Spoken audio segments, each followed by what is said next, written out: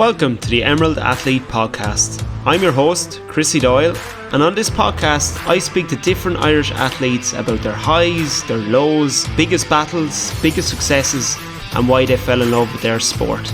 In this episode I chat to Billy Walsh. Billy is the current head coach for the Olympics boxing team in America. I chat to Billy about his experience of going to the Olympics with Ireland as a boxer and a coach, and why he decided to lay down the hurl and pursue boxing, and so much more. Without further ado, Billy Walsh. Billy, welcome to the podcast. Thanks very much for coming on. How are you? Great, thank you. It's a pleasure. Looking forward to it. Very good. And how is, I know you're there a while now, but how's America? How are you finding that? Yeah, good. Look, I'm here 9 years now. It's long time. Time flies, doesn't it, when you're having fun. But good. Everything is good. We're in a process of getting ready for the next Olympic Games, which will be a home game. So, exciting times. Having to be able to host Olympic Games. Unreal, and I'd say the preparation is unbelievable as well. What's the day-to-day schedule, Billy, or what would you be doing each day? Would it be roughly the same, or? Yeah, in general, it's pretty consistent around our training, and the team will be training twice a day. And apart from rest days and recovery days, other than that, we're in a mode of training 2 sessions a day, and training, eating, sleeping, and resting in between that. So they're all full-time athletes, and it's very difficult to become an Olympian and not being a full-time athlete. The standard and the effort, so high.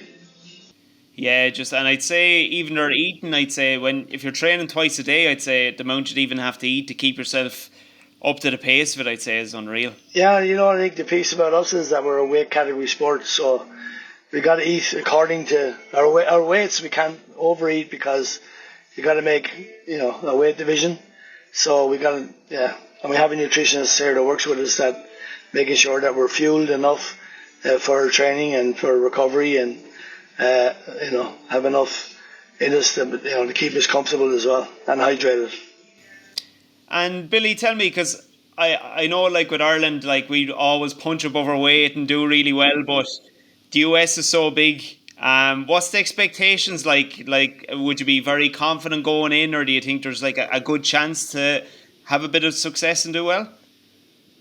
Yeah, going to the next games, I think, obviously we're a home nation, and there's a tradition of all home nations to do well at home, right? With support and all of that. So, we've been basing, obviously, our preparations towards LA and getting, being the best team there. So that's our ambition, to be the best team in LA. Excellent, yeah, and I'd say you'll really go far, and as you say, the home nations usually do really, really well. Billy, I wanted to ask you, because the minute I think about you, or a lot of people would think about you, they think coaching straight away, but I want to chat to you about growing up, maybe getting into boxing, and I know you even had a bit of love for GA a long time ago as well. Yeah, I still have a love for GA. I always describe myself as a GA player that went wrong. I just found out that I was better at fighting than most GA players found out. I grew up in a GA background. My dad played. My mum's sister actually played, won a couple of All-Ireland camogie medals for Wexford. Teresa Shale or Teresa Kehoe from Screen. She's a Shelmalair. So I spent a lot of my childhood. I'm the firstborn grandchild in the family, and I spent a lot of time out in Screen village with my aunt, who was the youngest of my mother's family, playing and showing me playing the ball skills of hurling and Gaelic football and what have you. So, I took up that around the same time as I took up boxing as a 7-year-old. I played with the Sarsfields in Wexford Town and the Five Harriers, and they're still my clubs. I played with both of them till I was 40. So, I've a long time. A long time playing with in GA, and it was a very, the decision for me to go and focus full time on boxing. Obviously, I had, at 14, I played under 14 for Wexford. I played soccer for Wexford, and I was playing hurling and football for Wexford under 14. And we won the Leinster title in Croke Park in 1977 with a couple of Enniscorthy boys on it, Ernie Byrne and Jimmy Doyle. But so it was a choice. At 18 years of age, I'm in Croke Park, and we were playing Kilkenny again. It was more or less similar, two teams from 4 years previous. It was the minor team, and we were 5 points up with 6 minutes to go, and I'm playing wing back, and I'm clearing the ball, and my opponent got a hurl to it, and it should have been our line ball, but the linesman gave it the other way. So their line ball, they cut it in, the guy doubled on it in the square and stuck it in the back of the net, and we got beaten by a point. And that day I said to myself, to hell with this, I'm not going to have to rely on 14 or 15 other people, and I'm going to rely on myself. I'm going to go to the Olympics. And I began to focus on going to the Olympic Games then in boxing. So even though I continued to play, for my club, I took a bit of a step back in my hurling and Gaelic football. Yeah, unbelievable. And the fact you were saying there about soccer, a county team, hurling and football, a county team, and boxing, you do have to make a choice sometime too, because it's hard to compete at a high level for all of them too. Do you ever think, because I know around that time in the 90s, Wexford had that famous year, did you ever think that if you'd have stuck with it, because you're obviously playing county minor, you could have been on that 96 team with Martin Storey maybe, or Liam Dunn? Yeah, well, Martin Storey, Martin Storey didn't play minor for Wexford, and he came on in that final that we won in 1977. Martin came on as a sub in that final, and I would have Tom Dempsey would have been on it. So there's a couple of guys that were on that team that I would have played with and played against, obviously with club level. Yeah, it'd have been fantastic to being around that time. Unfortunately, it is a problem that we haven't won one since. That is the biggest issue at the moment. But it'd have been great.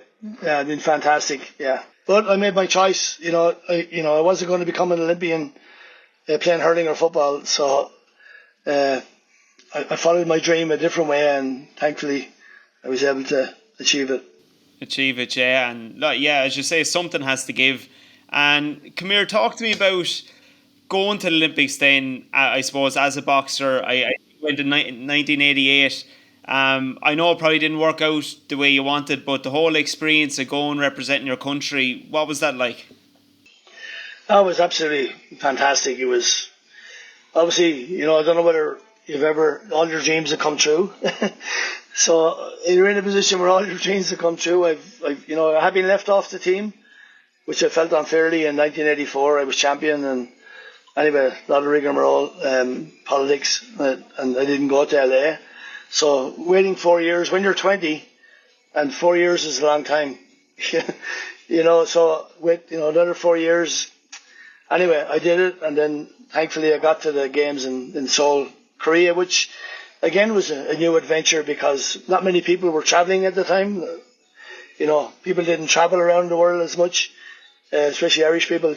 And then Korea, where was Korea? Where was Seoul? What was it like? It was a whole different culture, and it was really interesting and exciting to see that.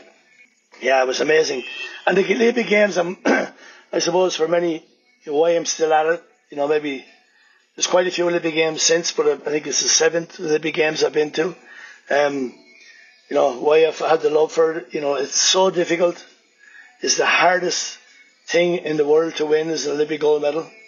It's the occasion, dealing with having to fulfill your dream to be an Olympian, and then actually going there and performing, constantly performing, and then, with all the media attention, we don't see that normally from year to year, but every 4 years the media turns up because it's the Olympic Games, and, trying to perform in those under those situations is a massive challenge, especially for people that are of the age of 18 to, maybe 22, or that is usually the average age of what the team I have here. So that's the big challenge, and that's what's been driving me, I suppose, to to getting those performances from these young people. Yeah, that's amazing, Billy. And can you even just tell me, to shed some light on, what was the biggest difference between, let's say, going in 1988 to maybe going now, in terms of maybe coach and performance, even how the setup even of getting there? Because I'd say it's miles apart compared to what it used to be. Yeah, we're not going on a horse and cart anymore. Now you got to fly. I'm joking. Yeah, look, the preparation is so much more professional now. Also, the fact social media plays a massive part. You know, I can remember in Seoul, in the basement of Team Ireland's building, we had we used to go down and get a telegram. Your family at home could sell you a telegram, scratched out on a piece of paper. We got these loads of telegrams. Now everything is instant. Everybody's got mobile phones. Like, it's amazing the difference in people maybe if your age don't even understand what a telegram is, right? Yeah, I know, but I don't think I've seen too many, to be honest with you. So you get a telegram maybe, and then all these messages from home and what have you. And yeah, it's amazing. Social media has changed it, as well. Like, everybody's in the village with you, or they can't be in the village with you with your phone. It's like, so I'm dealing with that, and dealing with, and people will mean, a lot of them will mean the best for you, but, sending messages and stuff like that is very difficult, and it does affect performance.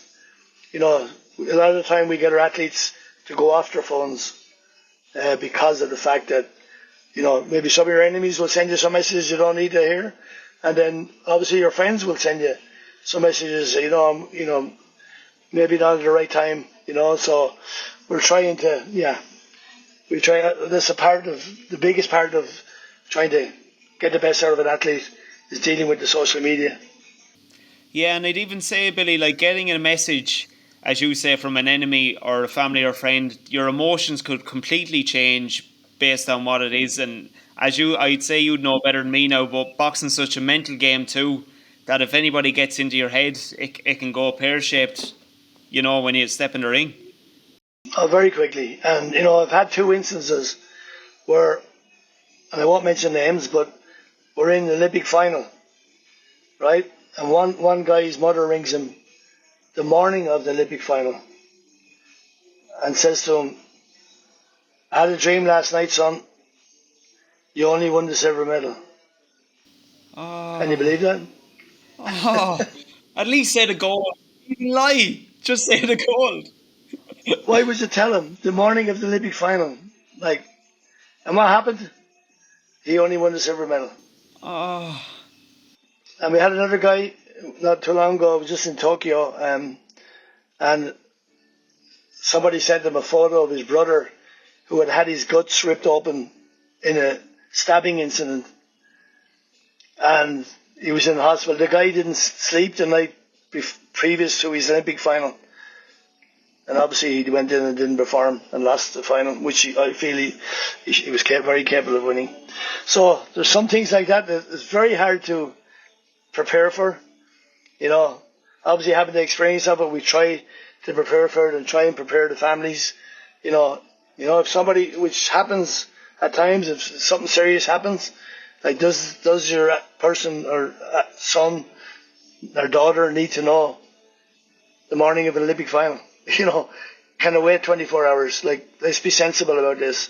Don't put any stress on them, any more stress than they already have. So there's, yeah. When you said text, I thought you were going to say something like, "Best of luck, hope all goes well." They're the last things that I think would come into my head. Oh, I can't believe that. You wouldn't, yeah, it's hard to believe it, yeah, but those are facts that did happen. Oh. And Billy, tell me, just because obviously you went in as a boxer, which is I'd say is a totally different mindset. Talk to me about going to Ireland then first with the Olympics, going as a coach. How much different is it? Do you have to be, I suppose, zoned and tuned in as much yourself, or what did you find was different, or how did you feel? Oh, absolutely. As a coach, you're responsible for all of them, right, and all the performances that are there. So I'm, probably as much hyped up, or I have to be on my game more than anybody else within the team, and in the boxers, even the boxers, because I'm trying to create plans and be ready for every opponent or every type of opponent that we're going to meet in at the games, right? So I got to be, ready, prepared, and in good a shape as I can be as well. Yeah, I was thinking you'd have to be, because it's all so professional now as well, that everybody has a job and you obviously need to do it well. The other part of it is, like we're 6 a.m. We're starting at 6 a.m. in the morning, and we're hardly in the bed before midnight. So you got to be in pretty good shape, to keep your health as well, because often, and a lot of the staff here would, at the end of tournaments, they all break down with sickness because you're running on fumes sometimes, trying to keep up with what's going on, especially if you're getting to the latter stages of tournaments. You're wore out. Usually when I come home after events like that, it's like letting the air out of a balloon. You just go shh. You're just exhausted from it, and all you need is, you need pure rest to recover again from it. Because as I always say, that the boxer is fighting one fight, but if there's 10 boxers there, I'm fighting 10 fights. Yeah, you're on an adrenaline rush, I'd say, all the time. Yeah, all the time. Yeah, it's it's a difficult one, and as I said, a lot of the staff, a lot of us will get sick prior to major events because we're just wore out and run down. So we got to look after ourselves. We've got to be healthy. We got to be in good shape, and we got to be eating correctly, like the athletes. Yeah, and just because the way in, let's say, soccer, for example, there's so many backroom teams and people helping out. Would you find boxing, the people involved mainly there, that there's a lot of responsibility on them? Do you think there's a room for more people to be involved, to give digs out in certain sections even to help? Yeah, look, we're restricted as regards coaching. We're restricted. When we go to major events, you're restricted to having 3 coaches. But we'd have a backroom staff, we'd have a nutritionist, we'd have a strength and conditioning coach, we'd have a leg trainer or physio, as we call them in Ireland. We'd have all those pieces that we need, as the athletes need with them, and they work with them on a daily basis. So, we are obviously set up in a professional unit. We have the numbers that we need. We may do, we bring some extra coaches because, if you have a team of 12 or 13, 3 coaches, it takes a lot to get everybody the individual work they need. So we would bring 5 or 6 coaches to help out in that area. Excellent. And Billy, I don't want to pass this by because I know you're probably going to be a bit modest regards it, but how do you feel knowing that you set up the boxing platform in Ireland many years ago, and kind of the start of a professional setup, and seeing Ireland go to a new place of boxing and so much success, and even the Katie Taylor win, knowing that you had a big part and role to play in that? It must be a great feeling to know that you had a major involvement in that success. Yeah, I would say, look, at the beginning, Gary Keegan started up. He employed me, right? So I'm very blessed that I was employed as a head coach for Ireland back in 2003. There was no way, I don't know what Gary saw, but there was no way that I was head coach at that time, because it was, I was obviously learning and developing, in my 30s. So, yeah, I'm so thrilled to have been selected for that and being part of it. There was a whole team that came together under Gary's leadership that put together, we failed on a few occasions, and we found out and we learned along the way until we got a system in place that now has continuously brought success to Ireland. So yeah, look, I'm really thrilled and happy to have been a part of, the most successful Olympic boxing team that Ireland has ever produced. So it's been an honour and a pleasure. Yeah. Yeah, and I know she's the key one to mention, Katie Taylor, because obviously she's being so good, and great for boxing in Ireland, and even for putting women on the map with boxing as well. She's the main image, or the main face. Um, Billy, I wanted to ask you as well just your opinion, because I see it lots of places here now, and my knowledge wouldn't be as good as yours. The boxing officials or the judges. Do you think there's, I suppose, room for more judges or some sort of system to be in place, maybe to get decisions right, because there's so much controversy around it? Do you think there's anything we could do different? Oh, there's lots we could do different. Yeah, I think there's. We're actually, we're not in the LA games at the moment. Currently, boxing is out of LA because of some of the corruption that went on. We also had a Russian president, and so that's, in the moment, we're in the process of trying to change all of that. World Boxing, which has been led by USA, my boss is been one of the driving forces behind it, and we're trying to get boxing back into the games. And with that, it is because of some of the corruption that's went on as regards to judging and refereeing. It's a thankless job. You know that, no matter what sport you're in, if you're playing hurling or football, or like being a linesman, or being the abuse sometimes is hurled at you. It's not easy. It doesn't encourage you to to go into the sport, and become that referee or become that judge, And sometimes it's often not boxers or people that have competed in the sport that go into be. It's usually, from my own experience being in the club, everybody wants to be the coach, and then people come down to help out with their kids or whatever, and you end up making them. We ask, we need someone to be a referee or judge. Will you be the referee or judge? So maybe they had no experience of boxing, and then they go into doing that, becoming the referee and judge. So it is a difficult task. I think the criteria for boxing at the moment is not helping. The system is very vague. It's very vague, technical, tactical, awareness, domination. How do you measure those things? It's very subjective, so I think we need to go and be more objective around the criteria. And, in my books, as I grew up in boxing, if I hit you more than you hit me, I should win the fight. I think, and in many ways, that needs to be the criteria, the main part of the criteria going forward. And I think, obviously, World Boxing, which is the new international federation, are now looking into all that and looking at making some good changes heading into the LA Games. Coming up, yeah. And Billy, when I watch it, because obviously, is for the different points, if someone hits someone in a particular area of the body, one is 1 point, one might be 2 points. Is that like a rule book, like in soccer or GA, let's say, that they can just follow, or is it much different? No, there's no 1 point or 2 points. It's, you're scoring hits, right? So within the target area.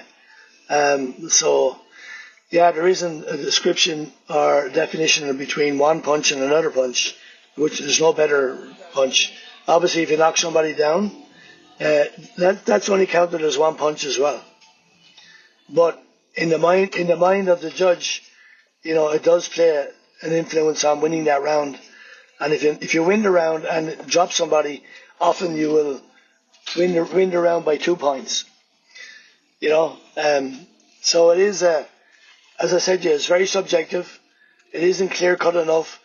It's left it in the situation where people can manipulate it, and people have manipulated it, and given decisions where maybe the wrong person won, and that's been the problem. So we need to be a bit more clear cut on what the judges are scoring, because 99% of the judging fraternity are great people giving up their time.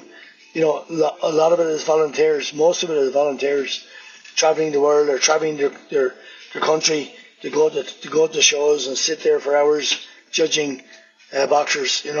All for nothing. Because they love the sport. So they need to be given a clear indication of what they're looking for. we make this sport, because it's one of the greatest Olympic sports, and obviously it's one that's there from the very beginning of the games. So we wanted to keep it there and maintain our credibility in the sport.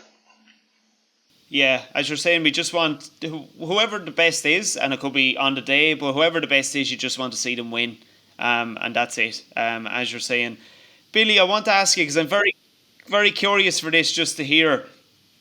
Obviously, we spoke about Katie Taylor and the heights, but I just personally, for yourself, who would you say is the best boxer that you've ever trained? Because I know you've trained so many now over the years.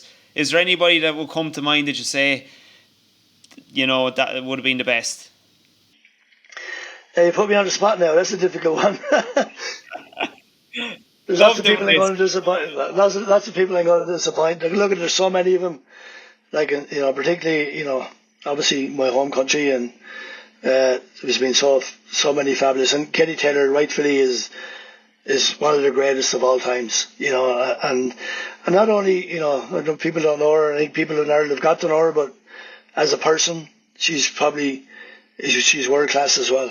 She's a true and utter lady, and very, very humble for all the stuff that she's done, and all the belts and all the gold medals that she's won down through her career. And she's been a leading light in women's boxing. She was probably responsible for getting boxing into the London Games at the time. The US or the IOC were looking at bringing it into 2016 Games, and in 2007 the World Championships were in Chicago, and Katie did an exhibition with a Canadian girl and beat her and put on a fabulous performance. And after that, the IOC decided to bring it into London Games because they said the standard was so high. And so she was single-handedly responsible maybe for getting boxing into the Olympic Games, and where she went on to win that gold medal. So yeah, she's been a phenomenal talent. Just look at, there's so many in Ireland, all those medalists, fantastic. Kennedy Egan, like one of the best performances I've seen from an Irish boxer was at the London Olympics, was John Nevin. He fought the twice Cuban world champion in the semi-final, and gave an exhibition of boxing. It was the best I ever seen him. And unfortunately, we had less than 24 hours to turn around and fight the final the next day. And after coming off on a high, to turn around and go in and fight the final the next day to a guy who we had beaten previously a few months earlier, unfortunately, it was a little bit much for him, putting back-to-back performances like that. But his performance against Cuba goes down in my ranking, one of the best performances I've seen from an Irish boxer, or from any boxer. Unbelievable. And you know what? It's really unfair to be asked to turn around for a final in that recovery time. You think for a final, if the games have to be played after each other, but at least give an extra day for the final. Surely the time is there. And that's the piece I said to you about it being so difficult to win an Olympic gold medal. You've come off the high of beating the world champion and giving this fantastic performance. You also come off the high. Now I'm in the Olympic final, right? You've got to gather all those emotions. Within the next afternoon, you're in the ring again to win the gold medal. So to go in and be able to perform again under those, under that occasions, it's that's why I say to you, it's so difficult to become an Olympic gold medalist, and that's why those people that have won Olympic gold medals, are special. Yeah, if you get it, you really deserve it. Basically, no matter what happens, even if you just get over the line, you really deserve it. Billy, thanks very much for coming onto the podcast. It's been fantastic to talk to you and talk through your whole journey, and all the success you've had, and what you're doing in America now is great, and what you've done for Ireland is absolutely amazing. And I wish you all the best of luck in the next Olympics as well. Brilliant, I appreciate it. Thanks very much. It's good to hear an Escarty accent, a local accent again. No matter what I do, I can't get rid of it. I'm trying my best not to say queer good as much as I can, but it'll be hard to stop. I'm trying my best not to say how are you on. I'm surprised you didn't call me a scholar at the start, to be honest with you. I'm very surprised. I was trying to be polite, you know. Thanks for listening to the Emerald Athlete podcast. If you enjoyed the episode, make sure to leave a review and don't forget to check out our Instagram page, the Emerald Athlete Podcast.